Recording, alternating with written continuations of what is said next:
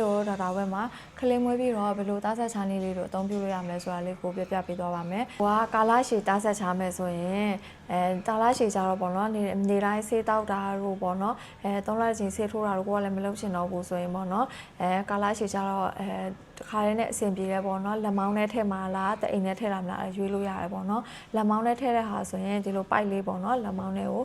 ထည့်ပေးလိုက်တာပေါ့နော်အဲ့ဒါဆိုရင်3နှစ်ခံနဲ့3နှစ်တစ်ချိန်ကိုကလဲပေးရမယ်ပေါ့နော်သူ့ရဲ့ side effect တွေကကြတော့ရာသီဆောင်မမှန်တာပေါ့နော်ရာသီနဲတာလည်းဖြစ်နိုင်တယ်ရာသီလာတဲ့အချိန်များများဆင်းတာလည်းဖြစ်နိုင်တယ်ကြာလည်းဖြစ်နိုင်တယ်နောက်ပိုင်းရာသီမလာလည်းဖြစ်နိုင်တယ်ပေါ့နော်အဲ့ဒါလေးတွေရှိရဲအကယ်၍ကိုကကလေးလိုချင်လို့ထုတ်လိုက်တဲ့အချိန်မှာဆိုရင်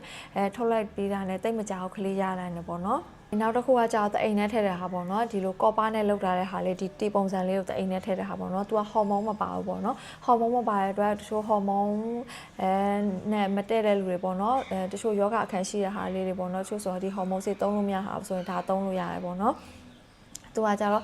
ဒီကော်ပါနဲ့လောက်တာတဲ့ဟာလေးတီပုံစံလေးကိုတအိမ်နဲ့ထည့်ပေးလိုက်တာပေါ့နော်။ကဲကိုကခလေးမွေးကနေကိုယ့်ရဲ့ OG နဲ့တာမင်းပြီးပြောထားမယ်ဆိုရင်သူကခလေးမွေးကြရပေါ့နော်။မွေးပြီးရတစ်ခါလေးထည့်ပေးလိုက်တယ်ပေါ့နော်။နောက်တစ်ခါသွားထည့်စရာမလိုတော့ဘူးပေါ့နော်။ဒီခါလေးကကြတော့သူ့ရဲ့ side effect လေးကကြတော့ကြာဒီလာတဲ့အချိန်မှာနည်းနည်းပိုးပြီးတော့အောက်တာတွေပါဖြစ်နိုင်တယ်ပေါ့နော်။သူကဟော်မုန်းမပါတဲ့အတွက်ကိုကခလေးလူချင်းတဲ့အချိန်မှာထုတ်လိုက်ပေါ့နော်။ထုတ်ပြီးရတဲ့ကိုခလေးပြန်ရနိုင်တယ်ပေါ့နော်။ဒါကတစ်ခုနဲ့တစ်ခုနီးလန်းနဲ့တစ်ခုနဲ့တစ်ခုကွာခြားချက်တွေပေါ့နော်။ကိုတော့ဘောနော်ဘယ်ဟာတင့်တော်မလဲဆိုတာကကြတော့ဒီနီလန်းလေးကြည့်ပြီးရွေးလို့ရတယ်ပေါ့နော်။ကယ်၍ကိုကတခြားယောဂအခန်းလေးတွေရှိတယ်ဆိုရင်တော့ဒီဟော်မုန်းဆေးတွေနဲ့